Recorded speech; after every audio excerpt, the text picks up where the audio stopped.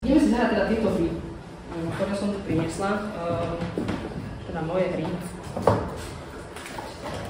Iba takú ukážku vám, že toto je napríklad to Pexeso, možno to je vlastne vedieť holovať, Pexeso na Colors. Potom mám zase puzzle na Animals, to je, ja vám potom pustím videonávod o menšine, ako to vlastne dá. Musíme to zahrať, páči. Potom tu máme ruletku, toto je taká mega veľká, ale tie ruletky sú reálne takéhoto charakteru.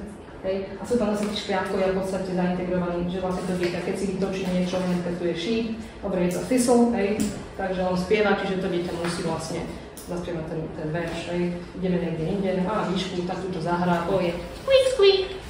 Tieto hry sú v podstate na vyslovene, že memorovanie, tam sa akože skryjú škriatkovia,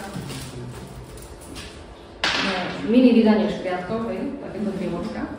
A tam vlastne jeden má tento hráci plán, kde si vlastne na niektoré tie súradnice skrie toho škriatka a druhý vlastne tie súradnice musí uhadnúť. Čiže neustále to dieťa opakuje rubber, crayons, no, scissors, glue a neustále to dieťa vlastne produkuje ten jazyk. Čiže tie hry sú tak vyrobené, aby to dieťa neustále muselo niečo rozprávať. A sú fakt, že úzko prepojené tie hry s tými pesničkami, že naozaj tie pravidlá hier sú tak vytvorené, aby tie deti vlastne museli to používať. Takže dáme tomu aj takéto niečo. Zase tie krúžky jednotlivé, ktorí sú tí členovia rodiny alebo tie zvieratka, nám hovoria, akým spôsobom vlastne máme tú úlohu plniť.